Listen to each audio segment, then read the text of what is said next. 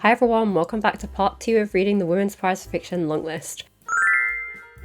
Hello, I'm coming to you with an update on In Defense of the Act and Brotherless Night, because I finished them both and I was meant to be updating, I was like, maybe I'll do like a little bit more vloggy style, adding a little bit of everyday life in these videos, but I didn't, completely forgot. So I'm just going to go through my thoughts on these ones. So, In Defense of the Act, and I think this is a very unique book, and I think it does something very different. So we follow Jessica, who is a scientist who is kind of interested in defending the act of suicide. Essentially, she kind of looks at examples in nature where it betters the species. The example is like a spider that will willingly mate, knowing that at the end of it they're gonna die. Essentially what she's interested in is whether there's actually a kind of like positive side with someone may kill themselves, if that stops of worse things from happening to other people and kind of progresses humanity and progresses kind of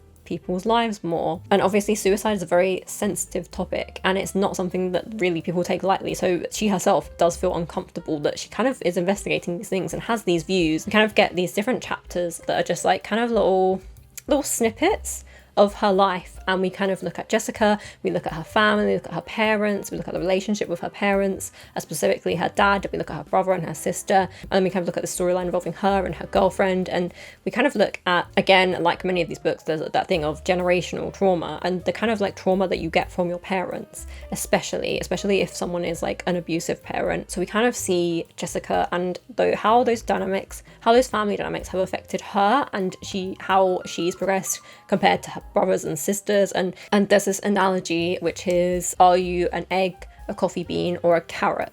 And the idea is that you put all of these into boiling pots of water, what will happen to the object? Essentially, when you're put under stress, what happens to you? An egg, when it's under stress, it hardens and on the inside, whereas a carrot kind of becomes mushy, and a coffee bean kind of stays the same, but it also affects the water around it, so it stays the same and has a positive influence on the things around it. This analogy for different types of responses, I think, to stress and trauma and hardship, essentially. And Jessica's had these different experiences with people committing suicide, and that's, I think, how she gets into this kind of study of it, looking at this perspective of sometimes that someone committing suicide is saving another person's life by not putting them through all of this trauma and further trauma. But I really enjoyed the kind of way that we look at the trauma that can be passed down from parent to child and how that does affect them and their kind of outcomes, the way they think about themselves, the way they think about the world, and how it just changes the trajectory of different people's lives.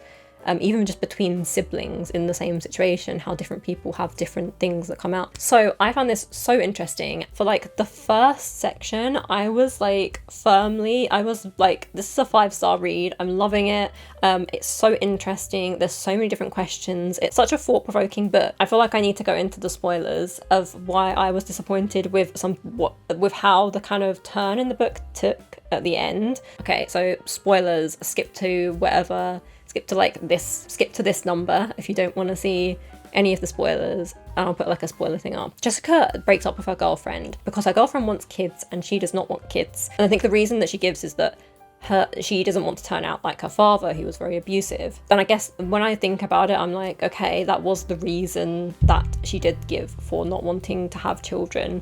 But she went into all these things about how people are really can help with children, don't always need to have their own children. Sometimes they're really good at helping with being the aunts and the uncles and the godparents and supporting children in other ways. I thought that essentially there was going to be some representation of people that don't want children in it, and I was like, oh, that's nice to see, refreshing, considering lots of the other books were about motherhood. After she has a niece in her life, she then decides, actually no, she's changed her mind completely. She can do this, she can have kids, and now she wants them all of a sudden and she's ready to have them. And I just thought it was it felt like it didn't fit with what I was expecting, and I think I was a bit disappointed. I think as much as important as it is to talk about motherhood, I think it's also important to talk about people that don't want kids. I think that's very valid, and I get that obviously that wasn't what the author wanted to do, but I just thought I think I felt a bit disappointing because that's where I thought that the story was going. It just felt so rushed and fast, and it didn't really make sense to me. The spoiler-free version is the ending was a bit disappointing. It felt a little bit rushed to me, and some things didn't quite go the direction that I thought they would and didn't marry up the way that I felt like the rest of the book did.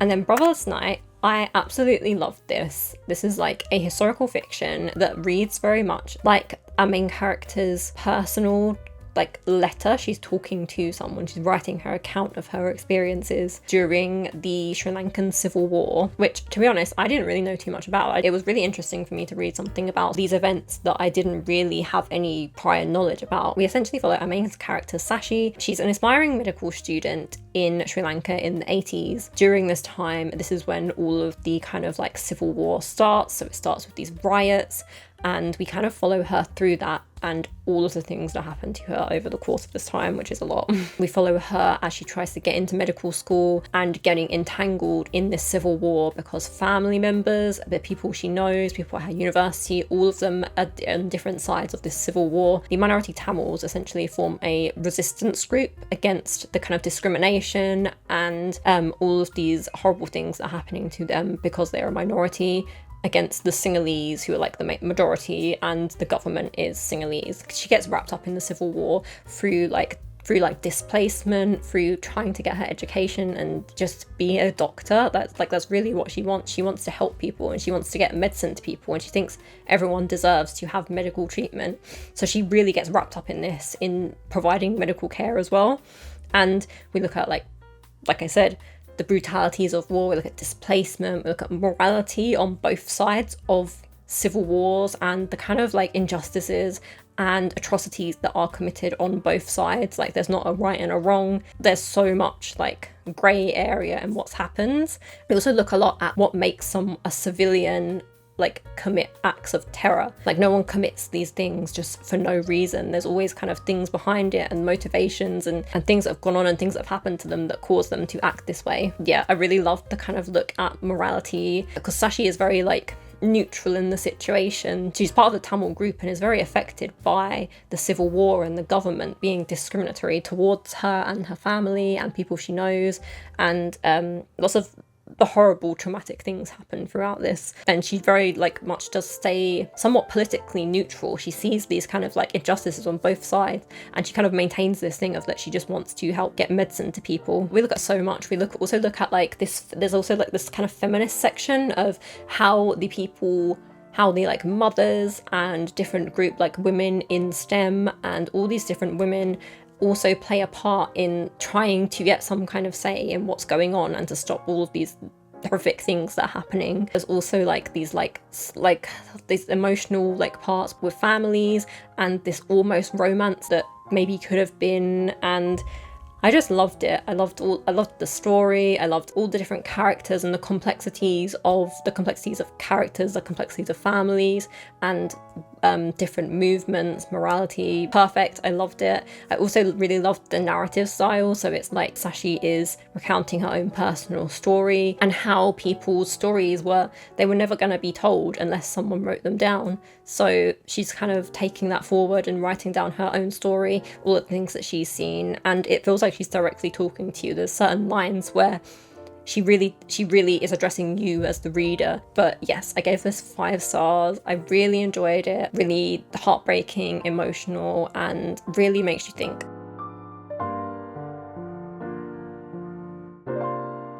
So I've got some updates about some of the books that I'm reading. Also, another update is I cut my hair, like it's so short for summer, which I'm kind of in love with. Also, I'm recovering from a cold, so if I sound a bit funny, that's probably why. Just like hanging around, like, you know, when you like, I don't know, colds don't usually last this long for me, so it's just like I feel like a little bit clogged up still. Also, another update, I was gonna start reading The Blue Beautiful World by Karen Lord, but I decided against it because I've seen other people say that while it's like part of a series, it's not like a trilogy it's in. It's kind of like a set of companion novels, so they're all kind of set in the same world, but they can be, I think, be read as standalones.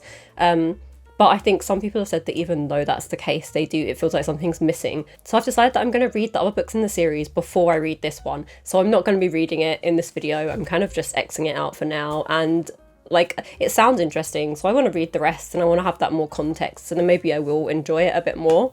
So I'm just not going to read it for this video because it hasn't made the shortlist, so I don't need to read it. And I think it's the only one that I'm going to cross out from the long list, but I think I will read it eventually. This is the only one that I actually physically own right now. It's River East, River West by Aube Lescure. I didn't know what to expect with it, and I ended up really loving this. So we essentially follow 2 different timelines and 2 different characters. So we follow Alva in 2008, and we follow her stepdad Lu Fang in kind of the 1980s. They're both living in China. We kind of see Alva's perspective, and then we see Lu Fang's perspective, and it kind of like, we kind of then see how Lu Fang's life unfolds and how he's come to be in Alva's life in this 2008 timeline. So it's kind of like this part coming of age, part like social family drama that actually is really interesting. It's in Alva's timeline. We kind of follow her and her mum's relationship especially, and how Lu Fang, the book essentially starts with Lu Fang becoming her stepdad and her wanting to rebel because of it's always been her and her mum. And that kind of bond is now, or that kind of relationship is now slightly different because Lu Fang is kind of her mum's partner, and she's not her kind of partner anymore, and that's what they would say to each other, like, because it's just been them all the time. And she's kind of adapting to having this new person in her life, and we kind of see her struggling. We see both of them struggling actually with this kind of sense of like belonging and wanting to be somewhere else. I think that's it. They both want to escape from China for different reasons. Lu Fang especially, we see him in the 1980s onwards, so we see his kind of coming of age as well, and we see how his life was set against all these different cultural changes that were happening in China at the time of his kind of like college education, and how all these opportunities were taken away from him. And then all of this is contrasted with Alva's mum, who is American and trying to escape from America into China, where she's kind of seen as special. Like, her whiteness is kind of gives her all this opportunity and privilege, and it makes her feel special. And then we also kind of see that kind of this kind of like negative side of these Americans who, I think it's like the American expat community who are in China, and all of the kind of like differences between them and the locals, and the different like these different dynamics that are happening between them. I thought that was really interesting. And kind of like how negative it is, like how a lot of it is very negative, like these American people who have this negative effect and kind of look down on a lot of the local Chinese people in their own country, which is kind of bizarre. So then we just kind of see how these 2 timelines converge and how everything kind of comes together in their lives, and how they've kind of got to this point.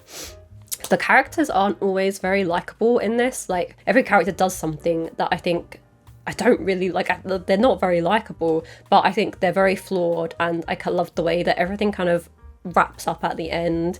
There's some more heavy topics in this, so look up the trigger warnings before you read this one. I think like actually, you know what, just every book on this list, read the trigger warnings for, because I think all of them have something that is triggering. But yeah, I really enjoyed this. I loved all the different struggles that these characters had, and how they were just flawed characters who sometimes did the wrong thing and sometimes made bad decisions, but they're just struggling with all these different like trying to find opportunity and wanting to escape from the kind of life that they were born into and see what else is out there. I also found this copy, it's hardback. I love the cover, and I found it in Waterstones in like the clearance section for £5, but it was in like perfect condition. There was nothing wrong with it, so I was just like, okay, perfect, hardcover for £5. And usually a hardcover is like at very least £12, so I was happy with that.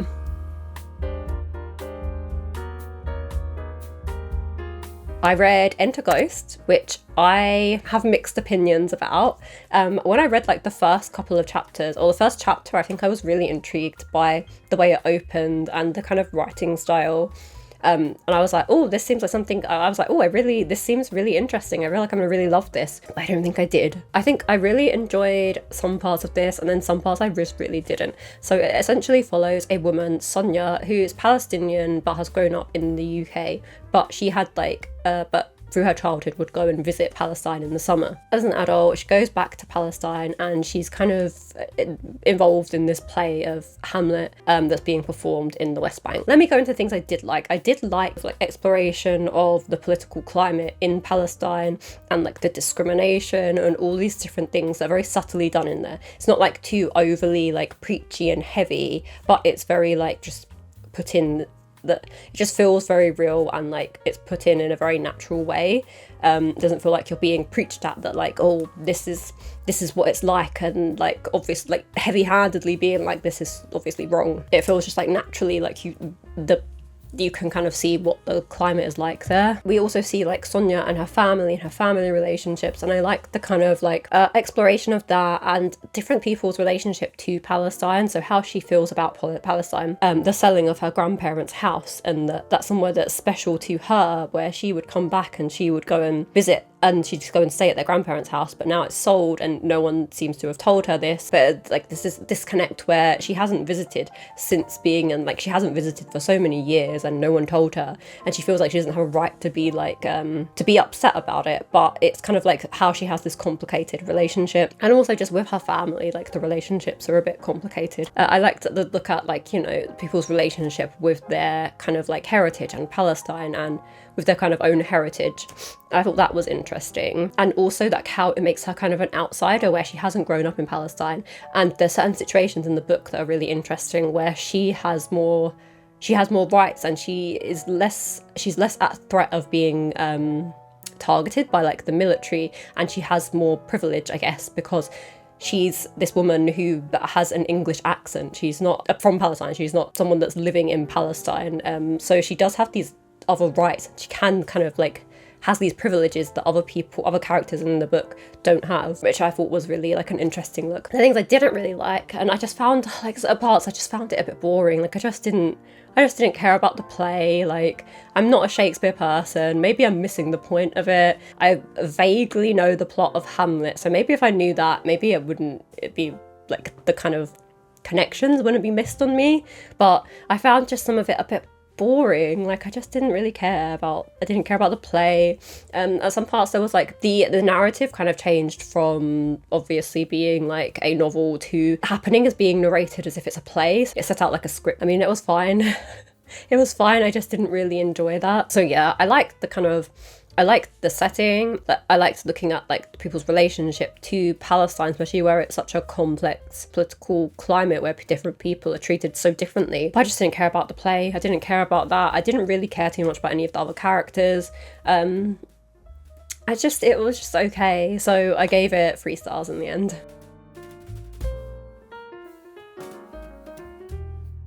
And then finally, I've also read The Wren by Anne Enright. Again, like Enter Ghost, I was like, oh, I read the first page and I was like, oh, this sounds really interesting. This seems like something I'd like, but no.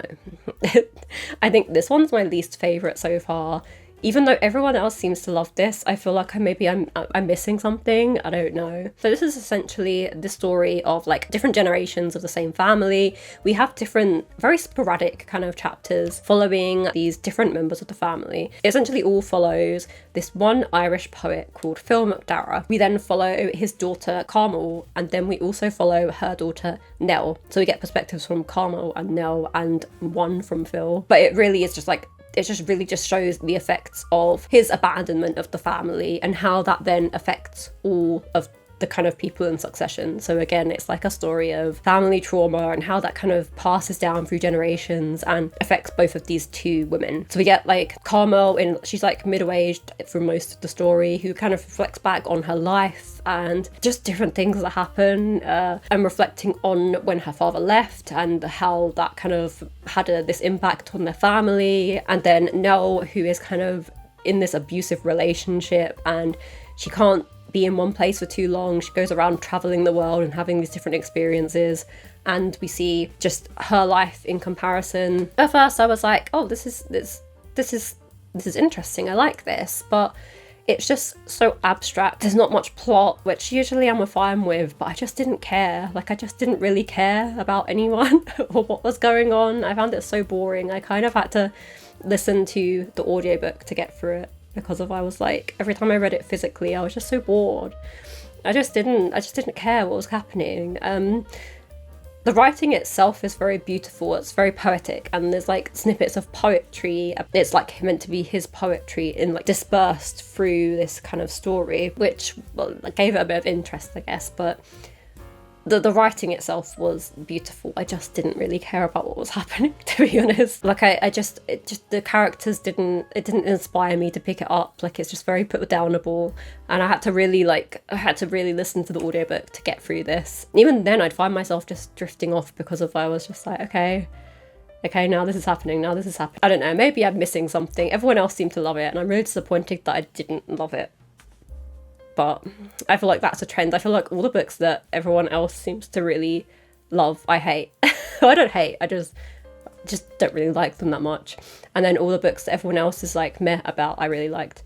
So don't know what that says about me, but yeah, I feel like I didn't want to, but I feel like I fell asleep so many times reading this book because I was just bored. I just wasn't interested in it at all, and I was like there was nothing in it that made me feel compelled to read it.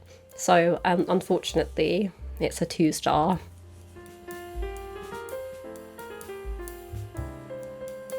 I think I'm especially sad because this one was shortlisted. So like the shortlist has come out now. I'll leave the list of the shortlist. I actually think I've read most of the shortlist other than one. I think I have Rest of Stormy Maunder to read. I'm happy that River East, River West is in there, and also Brotherless Night. These are my 2 favourites so far. Maybe I'll actually really love Rest of Stormy Maunder because I seem to really like the ones that everyone else seems to really not like that much. So we'll see. But that's the end of my updates. Slightly mixed kind of mixed bag this time. I will hopefully have the next part of this up soon because the shortlist has been announced, and the winner's announced in like a month's time, I think, anyway. So I feel like I have a month to read those books to then be able to be like, this is what I think should win.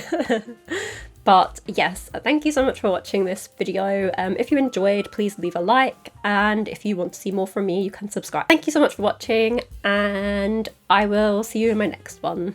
Bye!